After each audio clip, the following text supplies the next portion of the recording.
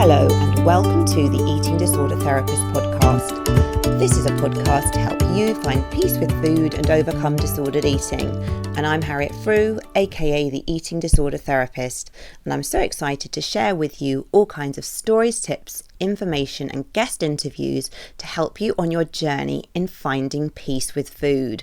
So thank you so much for listening today. Now today I have another guest on the show and I am speaking to Toni Marinucci, who is from the US, and she is a registered dietitian, public speaker, coach, future author, although by the time this podcast comes out, she may actually be an official author. Toni has a master's degree in nutrition. She is an avid lifestyle blogger for over 10 years and someone who has an absolute passion for helping people live happier and healthier lives, with her mission being to help you heal your relationship with food, gain self-confidence and find balance in your eating habits. So as well as being a registered dietitian, Toni is also a business owner of Tips with Toni, and ironically, she teaches people how not to diet through online nutrition coaching. She has given a TEDx talk about the parallels between dieting, dating, and romantic relationships and how we treat them all the same. So in this episode today, we're going to be talking about Toni's healing journey, growing up in a larger body and being encouraged to diet from such a young age, and how from the depths of despair with a difficult relationship with food in her body, how she has healed and then used this experience to grow and support others. We also talk about the differences between disordered eating and eating disorders, defining your eating archetype using Disney princesses. Who knew that was possible? Being on the Dr. Oz show, which is a USA daytime TV talk show for people who are not based in the US. And how we diet like we date, the parallels between our relationship with food and romantic relationships, and also about the TED Talk and Toni's new book. So I'm really excited about this conversation today. Let's get to the interview. Hi, Toni. Thank you so much for coming on the podcast today. My pleasure. I'm excited to be here. Great. So Toni, could you introduce yourself, please, to the listeners? Absolutely. My name's Toni Marinucci, and I'm a registered dietitian from New York in the USA. I have been a dietitian for almost 8 years. And the reason why I got into the field of nutrition and wellness was because growing up, I was overweight, insecure, and wanting to lose weight was constantly on my mind. I remember being teased as a kid because of my weight. And I honestly was a very happy kid, but people kept pointing it out to me. Like, obviously something was wrong with me. And I'm using air quotes, you can't see, but basically I felt this pressure to need to lose the weight in order to be loved and accepted. My book coming out, it's called Once Upon a Diet. I really talk about how I tied my weight to my worth. And so when it came to dating as I got older, I settled in relationships that really didn't serve me. And it came very increasingly clear to me that the way I was trying to lose weight through extreme restriction and excessive exercise wasn't going to get me to where I wanted to go. Also, even if I say it did help me lose weight, I was miserable, like straight up miserable, exhausted. I couldn't focus. My grades were slipping, and I was really good at school. That was one thing I was proud of. So it was just seemed to really just destroy most parts of my life. So I decided to go to school to become a dietitian because I wanted to learn how to eat. I wanted to learn how to fuel my body. And I kind of started grasping that it's not about what you take away. It's more about what you add in. And I wanted to explore that more. So long story short, I went to school to become a dietitian. I graduated, at this point, 9 years ago. Now I worked for my first job out of college was at an eating disorder clinic outpatient, and I absolutely loved it. So I got a lot of counseling skills under my belt really early on in my career, but it was working for somebody else. And so I decided to kind of venture, and I went back into clinical, and I did a whole bunch of other just different settings and situations where a dietitian would be. And then I realized that my heart lies in the counseling, and my heart lies in helping people find balance in their eating habits and be confident in their skin. And I just felt limited in being able to do that working for somebody else. And on the side, I had started my blog. It's called Tips with Toni. I started it in college and it had really evolved over the years. And so I was like, all right, let's try this. Let's try to make this a business. And so I started taking on a couple clients.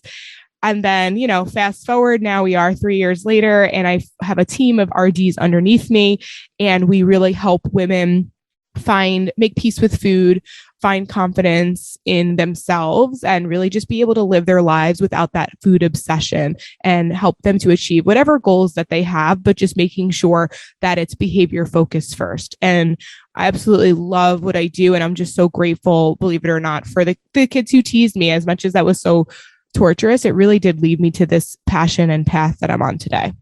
Gosh, well, thank you so much for sharing, Toni. And what a journey you've been on, haven't you? Yeah. Probably like the real sort of depths of not feeling great in your self-esteem and your body, perhaps being bullied, but really kind of drawing so much sort of strength from that and overcoming your issues, and now being able to support others. Really wonderful. Yeah.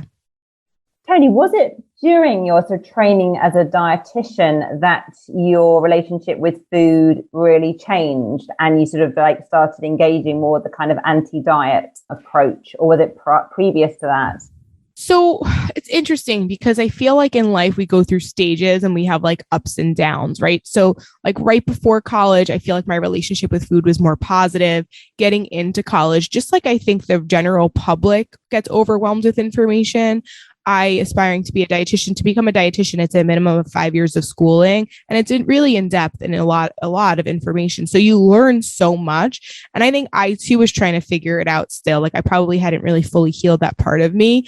And it's not uncommon. Unfortunately, a lot of people who go to school, we are the nutrition experts, and we are already very credible resource. But I think not everyone, that's a general statement, but it is statistically shown that a majority of people that go to school to become registered dietitians have a history of disordered eating or an eating disorder. And they're really trying to seek help for themselves so that in turn help somebody else.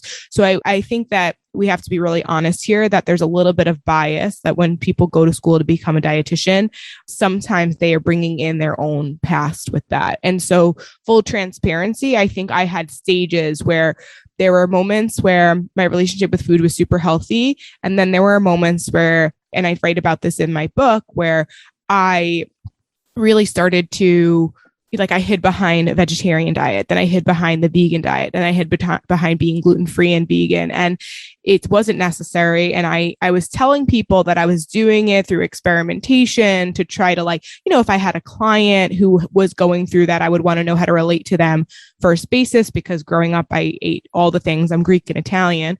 And so I kind of hid behind that, just secretly hoping it would help me lose weight. Right. So I'm just being really, really honest in that. And then I would say, obviously throughout those years, I started to realize that was just the worst thing I probably could have ever done. It was very damaging and very limiting and very rigid. And once again, here I was where my quality of life was just I wasn't present around my loved ones, all of those things. So more later towards my graduation, I really started to realize I can't be a good dietitian and serve people if I don't heal my stuff first. So that's when I went on that, where I actually started going to therapy, and, I started to, never when I taught someone did I teach with bias, but I think it's almost impossible to be the best version of you and really give people what it is that they need. So I knew I had to do my own healing before I could really go on into the career. And so that's when things transitioned for me. Thanks so much for sharing that. I really appreciate your honesty, because I think it's a true fact, isn't it? I think often if you are sort of struggling with food, you can be quite drawn to that, wanting to work as a dietitian, nutritionist, or even eating disorder counselor. I know myself, I definitely came to this career as the wounded healer initially. Yeah. But we have to do our own healing, don't we? As part of the process. We definitely do. And something that I think is worth noting when it comes to eating healthier, and I mean, it depends what your definition of healthy is, but let's just say, you for me, for example, when I was vegetarian and I was exercising 5 to 6 days a week in society, especially if you're in a bigger body, that's glorified. People are wow, that's amazing. Good for you. Nobody, if I was and this is where, weight stigma, there's a lot of issues that we don't have enough time to go through here. But, it's because I was in a bigger body, I was cheered on for restriction. I was cheered on for excessive exercise. I was like, and so it went unnoticed, right? But I knew behind that was my mindset was disordered. My mindset was like, I'm not going to be happy. I'm not going to be fulfilled until I lose this weight. And that's the thing that we need to teach people to disassociate from, in that it's not the end all be all. It doesn't make you happy at the end when you see the number drop. If anything, sometimes the number dropping, it makes it almost like a game. And now it's like, it never feels like it's enough. And it's just like more, another pound, another pound, another pound, another pound. And it's just the wrong focus. It's just going to continue leading to a dead end and leading you to feel unfulfilled and unsatisfied. Yeah, no, so very true. And I think just so helpful that you just mentioned that point earlier on about if you are in a larger body and how you can just be praised for all those what could be disordered eating behaviors. Right. Yeah, so tricky. And, I think the statistic in the UK is that 85% of people with eating disorders are not underweight. So the majority of people, and still eating disorders are very much associated, aren't they, with people that are really underweight and emaciated when there's so much of a bigger picture. Yeah. And then on the flip side, something like binge eating disorder in the United States is the most common eating disorder. And binge eating disorder, I think people associate only with people in larger bodies. Yet there are many people, not only, but a majority, and there are many people of all shapes and sizes who struggle with binge eating disorder. It doesn't matter what your body size is. It has very little to do with that, actually. Yeah, no, so very true. Yeah. So Toni, as well, do you work in your practice with people with disordered eating and eating disorders, or, is there kind of across the board? That's a great question. Mostly because it's a virtual practice now. It's mostly for people who have disordered eating, because it's online nutrition counseling. There's lots of accountability. There's lots of support. But if someone has an active eating disorder, depending on the intensity of it, we'll likely refer them out to with somebody who's specializing in specific, like, even though we have the training and the background, just because of the physical setting, I don't think it's the most appropriate. It really, like, as you know, there's a spectrum, right? Yeah. So it kind of depends upon where they fall. If they really just need, proper education, guidance, support, accountability, counseling, then, and if they are in therapy, on their own, because we work from people all over the US, right? And even in the world. I've had clients in the UK as well, but that's where we can't cross that boundary if they have an active eating disorder. That's where we would refer out. So we kind of more help, like, a lot of people in the program maybe have had a history of an eating disorder, maybe when they were in college or in their teens. And now it's more just like, they're just, disordered eating, like they're hiding behind all these different diets. They're obsessively concerned about their weight. They have anxiety around food, but it's not where it would fall into like the actual criteria or criteria of that. Sure, no, it makes a lot of sense. So Toni, I'm really intrigued that you went on the Dr. Oz show, which is that like a daytime TV show? Yeah. So in the United States, Dr. Oz is like the health guru that everybody, looks up to. And he's a cardiologist. So he sometimes will step into the realm of nutrition when I don't think that it's, really appropriate. With a big TV talk show, you get reached out for sponsorship. So like he'll stand behind some things I don't always agree with. So when I had the opportunity to be on the show, I had some reservations, because it's like, he's a great guy and like, he is super helpful, but like, he also puts out some like misinformation. So I was like, but I mean, like, I have a dream of having my own talk show. Like, I want to know what it's like. I want to make connections. So I was able to get on the show, and I had the opportunity to kind of show, it was like fun. It was like a little, almost like a cooking competition, but like I made an avocado butter, which is basically like an avocado spread. And I got to just talk about the benefits to the nutrition benefits to avocado butter, and everyone kind of voted and I won. So that's like what it was. But it was a really cool experience, and it really shifted things for me because, like I said, I've always wanted my own talk show, and here I am like in front of someone who people look up to and idolize, but yet I know his information's a little bit jaded and a little bit, misconstrued. And it just made me realize like, I need to do this. Like I need to continue to speak my truth, be on all different platforms, and eventually create a large enough platform of my own where I can reach as many people as he reaches, but at the same time provide reliable nutrition information. Oh gosh, how exciting. Yeah. It was a really cool experience. I had the opportunity to go on a few times. Each time my role got a little bit bigger. Oh. So it was cool. So is the kind of talk show on the horizon at all for Tips with Toni? I don't know, I want it to be, but it's also like, I feel like my journey has been, my business was just me for a while. Now I got the dietitians, which I'm so excited to continue to expand because I do believe strongly in one-on-one coaching and counseling, but I also know like one-on-one counseling is a bigger investment than just like taking a course, right?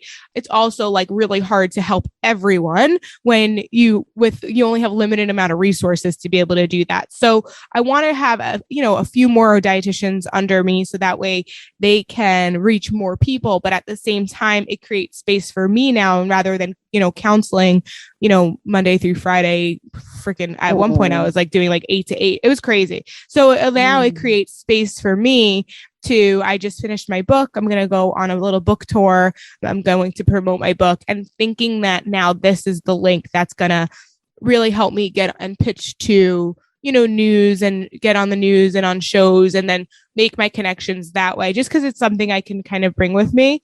And we'll see. Now that I have the space, time, and energy, I think I'll be able to shift my focus to really making that talk show a real thing. Oh gosh, well, how exciting. And I just really wish you all the best with that. Thank you. It's why I started my blog, Tips with Toni, in college. So it's been, that blog is like 13 years old now. So it's definitely it's been a dream on my heart. I think, we have these goals. I said I wanted to do it, but by the time I'm 30, I'm 31. And so I think just like man plans, God laughs, but it's going to happen when it's meant to be happening, I believe. Yeah, no, it's so true, isn't it? I think sometimes from the outside, it looks like these things are like overnight successes, but there's often been like a lot of work. So much work. It's crazy. And then even with all the work, like even when you think you're just about to like have the big break, it's like, it's not. I had to have that lesson. Like, it's not about the end result. It literally is about the journey. It's a hard lesson to really understand and grasp, but either way, even when you get, and I'm using air quotes again, like successful, like you still got to do the work to keep that success. So you're never like done. So you may as well just like create a lifestyle that like in a way that's the most enjoyable and stop waiting for events to be happy. Like just practice being happy each day. And then, and ironically, that's what happens. And then you like get what you want. It's pretty cool. Yeah, that's so true. Wise advice. So Toni, can you say a bit more about eating archetypes? I believe that's something that you are sort of an expert in. Yeah. So I don't like putting people in boxes. So an eating archetype is like helping people to understand the type of eater that they are. And I didn't do this with the intention to put somebody in a box and label them because I think diet culture does that enough. But I created the eating archetype quiz also to make it kind of fun and engaging with my book coming out. My book is called Once Upon a Diet. It's an extension of my TED Talk where we talk about the parallels between dieting, dating, and romantic relationships. And I talk in my TED Talk and in the book, I discuss also like how, if you think about a Disney princess, the majority of the Disney princesses are hourglass figures, right? So you never saw anybody in a larger body finding love. If anything, they were often the villain or they just didn't have a significant role, right? And so all that to say, I wanted to kind of create an eating archetype quiz that made sense, the parallel, that goes along with like my book. And so I went with the Disney theme. So if you go to my website, tipswithtoni.com, you can it's like a 10-question quiz. It'll ask you different questions about, how you view food, your relationship with food and all that. And then it basically will at the end tell you which Disney princess you eat like. So there's 4 Disney princesses that you could potentially get: Cinderella, Snow White, Ariel, and Jasmine. And each Disney princess, they're known for a specific characteristic that's actually a very beautiful characteristic. So, for example, Cinderella is known to be hopeful, right? But when harnessed incorrectly, for example, Cinderella, she settles for circumstances that are less than ideal, right? So think about that person that so badly wants to lose the weight, right? And so they're so hopeful that if they just try a little harder, it's going to get better. But they're like, not going out to dinner with their friends. They're skipping meals. They're miserable. Like, it's just like, but they're like, but it's going to be worth it one day, And so we know the story of Cinderella. So that's not the best example in the actual scenario. But the idea is that her attitude of being hopeful, it's a beautiful characteristic, but she was harnessing it incorrectly at one point, right? So I want the people who take the quiz, they will get, one of those Disney princesses, and they'll get a series of emails after that follows about teaching them how to take this beautiful characteristic that they have and using it for better rather than it being like their curse, and then along with that, within that, it'll give guidelines of, different ways to kind of structure your eating that goes along with that characteristic and that eating archetype. Sure. Well, it sounds like very original. I haven't heard of using archetypes of Disney princesses before. So I made it up. I literally made it up. I mean, like, people do a lot of that, the eating archetype quiz, like different quizzes and whatever, but I wanted something to stand out and be different. So well, no, I think you achieved it. I'm intrigued. You can go and you can take the quiz. It's harder, if you healed your relationship with food, it might give you a princess, but it might not feel aligned because, like now I don't really know. I mean, I guess like now I feel like I probably still relate to Jasmine a little bit, just because I just know myself that if I'm slipping from the things that light me up and make me passionate, I tend to eat a more emotionally sort of a situation. Sure. And so Jasmine, it's all about, like, she's known for her independence. Like, she wasn't going to marry someone she didn't want to marry. But if we were to take that scenario and flip it on its head, and you were with people and doing things that weren't aligned with your vision and your purpose, and, you're going to be an emotional eater as a result of that. Not always, but that's often what happens because you're not doing the things that really light you up. Sure. Well, it sounds really intriguing, and I'm sure a lot of people listening will go and head across and find out. tipswithtoni.com. Go take your quiz. Okay. And also, tell us more about your book and this How We Diet Like We Date. And really intrigued by all of that. Yeah. So as you guys know, I just shared that at one point in my journey. So now I might relate more to Jasmine, but in my history, I definitely related more to Cinderella. So like I said, I became vegetarian because I thought that was going to help me lose weight. And then it wasn't working. So I decided to go vegan. Then it wasn't working. So I decided to try gluten-free vegan. And I just kept going, trying harder and harder and harder. And this would happen with me in relationships. So a situation in a relationship, it wasn't, it was pretty obvious right off the bat, like after the honeymoon phase, that this person was not for me.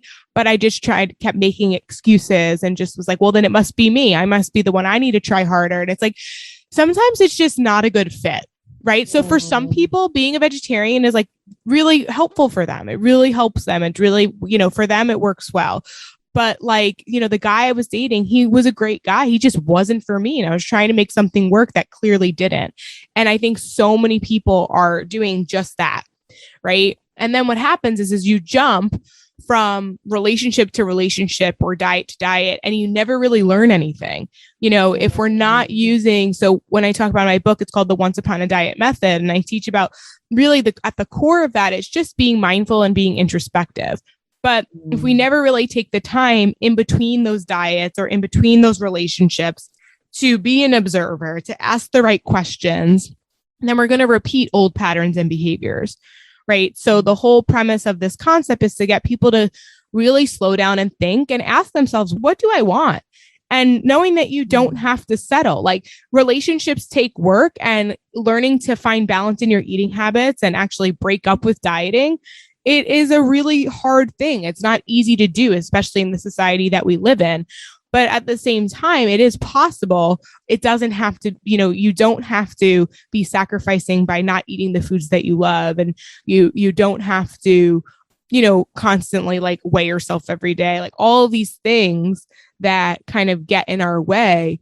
They don't have to be part of your life if you are open to exploring and really asking yourself those honest questions. Yeah, no, sure. No, I think it's so true, isn't it? Those parallels. I just was thinking as well how for so many clients as well, it's sort of so seductive, isn't it, to go back to dieting in the same way that maybe seductive to go back to like a toxic boyfriend where you kind of like you have the nostalgia for the kind of the good bits almost. 100%. Yeah. Yeah. You're trying to replicate the honeymoon phase. Yeah. You're trying to replicate the honeymoon phase where everything's easy in the beginning. Because it's not, there's nothing serious about it. There's no substance there, so it just seems like the easy way out. But we know if you play out, this is a very common tactic in psychology, right? If you play out the movie, right? If you play out the end of that story, what does that look like, right? So if you keep going back to the same guy, and it's just a booty call, or it's just a one night stand, or it's nothing substantial, but you keep going back to that. You can't be disappointed when he doesn't want to marry you, or when he doesn't want to get into a relationship, or he doesn't want to be fully committed. So deep down what you're doing. We're trying to convince yourself of something else. And for whatever reason, I don't know what that is. That's where therapy is super helpful. You got to do the deeper work, and that you're kidding yourself. Like if you're really honest and you really just took the time to really think it through. And I'm sorry if this is hurting anyone. I don't mean to like come across harsh or anything, because I talk about it in my book. Like I healed my relationship with food before I healed my relationship with when it came to like finding, like repeating old patterns. And I say this in my TED Talk and even in my book, I dated 5 versions of the same guy, just with a different name and a different face. Like I repeated the pattern many times. So I say this from, my heart, and I'm not trying to, but I think sometimes we really need to hear it. We really need to be like, we need to ask ourselves, like, what am I doing?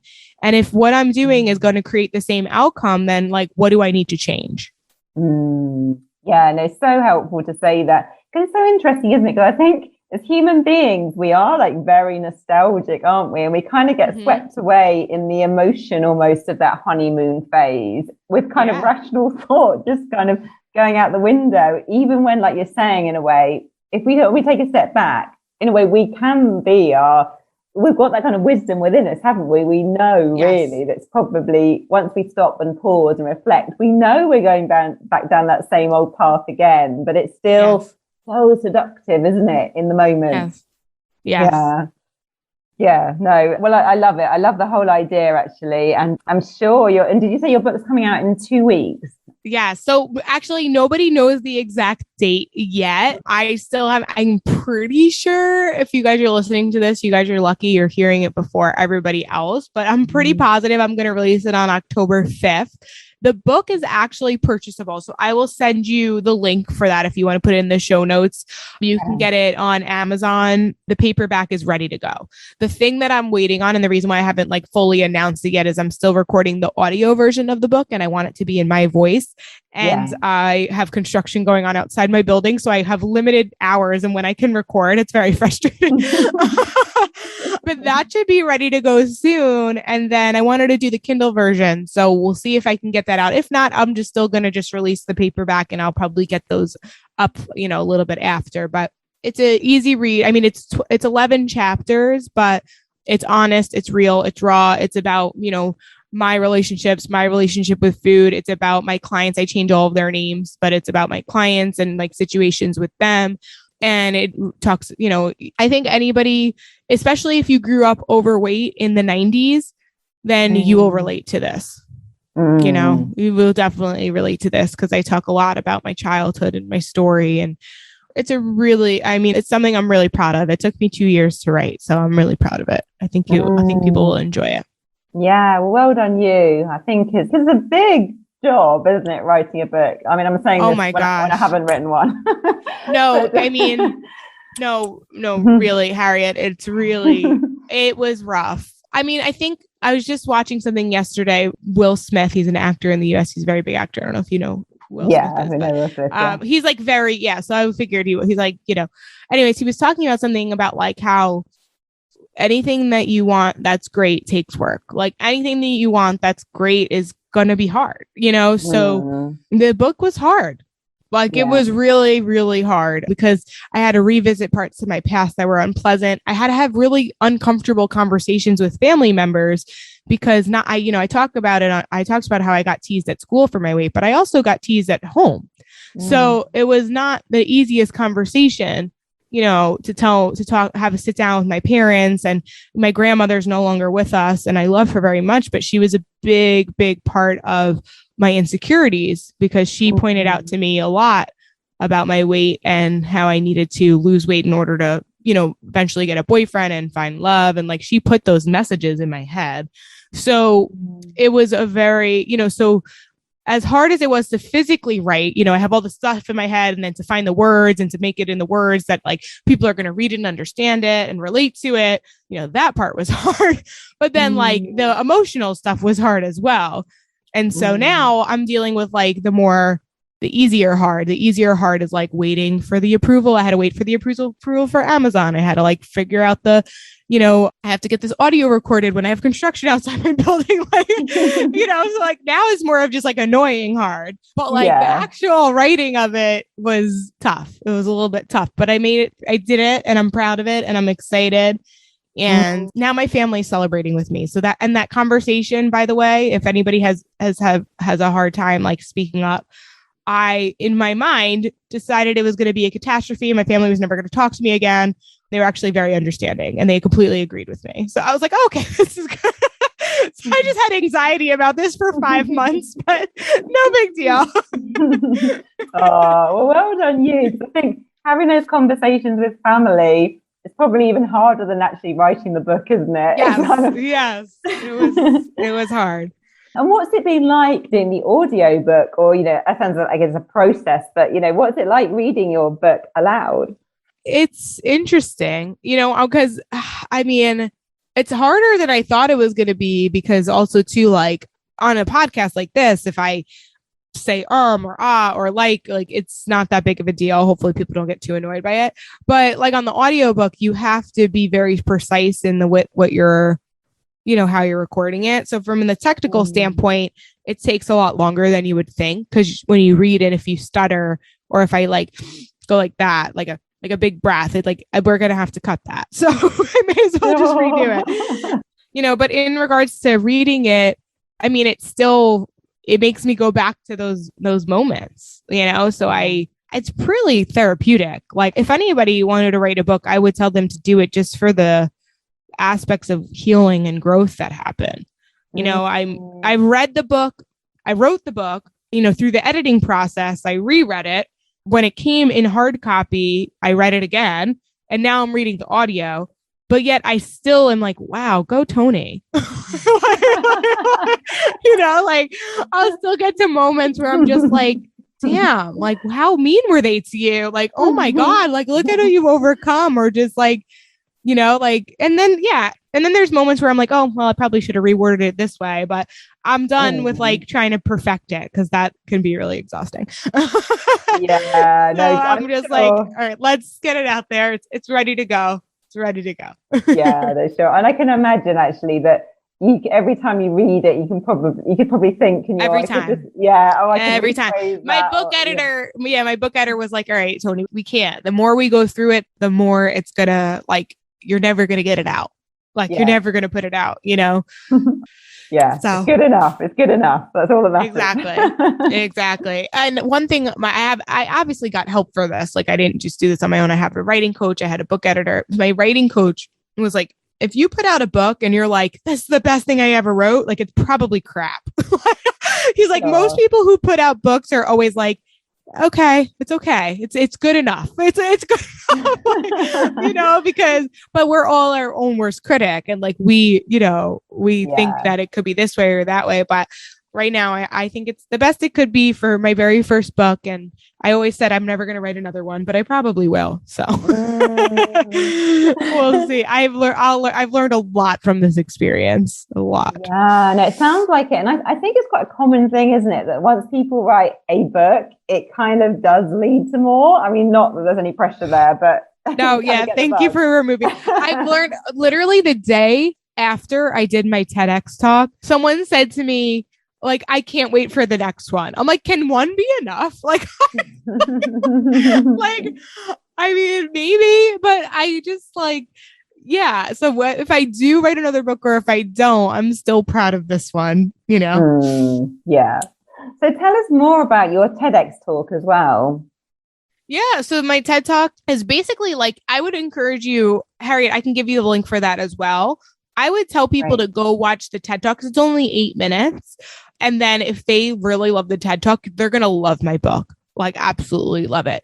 So in my TED Talk, I talk about my history and all that. And then I talk about the 3 questions. So I said we need to slow down and be introspective. So in the TED Talk, I talk about the 3 questions we need to ask ourselves before getting into a relationship or starting a diet or a new nutrition plan or, you know, a health kick or whatever it is. And so those 3 questions are, the first one that we just already kind of talked about is, will this last past the honeymoon phase? Right. So there's nothing wrong with a short-term fling. There's nothing wrong with like experimentation, but are you truly using it like that? You know, are you being honest with yourself, or are you hoping that it leads to something bigger and better? So will this last past the honeymoon phase? The second question we need to ask ourselves is do you even like this? Like, are you doing something that do you like the food that you're eating? Do you like the guy that you're with or the girl that you're with? Or is it just because you think that you're supposed to be in a relationship, or like, you know, you're kind of just like going with the flow, but like, you're not truly happy or excited. So make sure you like the process, because if you don't like the process, you'll be forever disappointed with your progress. It's never going to feel like it's enough. You're never going to feel fulfilled. And then the third thing is, if you finished, you know, an eating plan that maybe didn't work out for you, or you ended a relationship, or you're in between dating or whatever it is, it's asking yourself, like, from that last relationship or that last diet that you tried, what lessons did you learn from this? And that's the most important question, because there's something there, right? There's probably components to the relationship that you really enjoyed, and there's probably components that were not satisfying, right? Same thing with, you know, not all, I'm not a big fan of diets, as you can imagine, as you know, but if you're going to do it, because at the same time, we can't control people, right? They're going to do what they want to do and what they need to do. And sometimes, as much as we can warn them that it's a fad diet and it's not going to last forever, and we can say it's not worth their time, if they learn something through it, and by going through it personally helps them truly understand, like, oh, now I understand what she was saying, and now I can finally say goodbye to it, then we don't want to rob people of that experience, because I do believe that some people learn by hearing, but most people learn by doing, right? But it's important that if you do something, or chances are, if you're listening to this, you probably have tried a specific diet in the past. You know, there might be components to it that worked well. You know, maybe you started eating more vegetables and drinking more water, you know, so that's a great thing to incorporate, right? But, you know, maybe you definitely don't have to cut out every single carbohydrate. That's the last thing we ever want to do, right? And so it's like taking the components that work well for you and leaving the others behind, and helping that guide you going forward. So that's the gist of the TED Talk. And the reason why I wrote the book is because some TED Talks are like 20 minutes. I only had 8 minutes, and I was like, well, this is not enough time. I have so much more I want to say. You'll have to do another 3, won't you? Yeah, exactly. So, but honestly, that's what birthed the book. The talk birthed the book. So, sure. I just think as well, those questions are so great and insightful. And I just wish you had been around, Toni, when I was in my 20s, because it would have saved me a lot of heartache. That's literally what I write in the book. That's like I think the intro or chapter 1. I'm like, this is not, you know, to rob experiences from you, but it's to, you know, save you some heartbreak. It is, and disappointment. It's to save you some of it. Like, you're going to go through it. That's normal. But if I could save you, you know, a couple years of that, you know, it means a lot, you know? Yeah, no, absolutely. So, Toni, obviously you've got your book coming out very shortly, but do you have anything else that you wanted to kind of mention that's sort of exciting in the pipeline for you? I think that the book is really the biggest thing. I think if anybody is interested in working with a dietitian one-to-one to heal your relationship with food, really kind of figure out what it is, you know, so what I talk about in the book is that, so many people are going around like Cinderella's stepsisters, right? Like we're trying to jam our feet into something that clearly that doesn't, but we really need to be more like Goldilocks, right? I want you to experiment. I want you to figure out what works best for you, right? And so in order to be like Goldilocks, you need somebody to bounce ideas off of. You need an expert who knows, where not to go and where to go until you have the habits developed to truly just be able to live your life and, eat in a way, in a style that fits best for you. And so that's what we do in this 6-month to food freedom coaching program. So if you're interested in working with a dietitian, I recommend going to tipswithtoni.com/coaching. There's a video about the program. You can fill out an application. We'll hop on a call, and then on a call, I'll put you with a dietitian. If I think you're a good fit for the program, I'll put you with the dietitian that I think you'd vibe with the best. And then 6 months, believe it or not, goes by like that, like super, super quick. And you can be that much closer to that place of what we call food freedom. So no longer stressing over what you eat, no longer worrying about the number on the scale, really just being able to live your life and eat food and not have to fear it or be scared by it, and to truly just make peace with it, make it peace with food in your body. Mm-hmm. Okay, that sounds wonderful, Toni. And I'll just make sure all of that info is in the show notes so people can, make contact if they want to. Great. I'll send you all the links. Brilliant. Well, Toni, I just want to say thank you so much for coming on the podcast today. I just love your energy and just so many great tips and insight and lots of inspiration. So I really, really appreciate it. Thank you very much. Oh, thank you so much for having me. This has been an absolute pleasure. So I hope you enjoyed this conversation just as much as I did. And do go and check out all of Toni's info in the show notes. If you're not following me already, do seek me out on Instagram at The Eating Disorder Therapist. And for further support with your relationship with food, do go to theeatingdisordertherapist.co.uk. If you want to join the Eating Disorder Therapist Book Club, the link is in the bio, and through that you get access to 4 extra podcast episodes a month and a supportive Facebook group.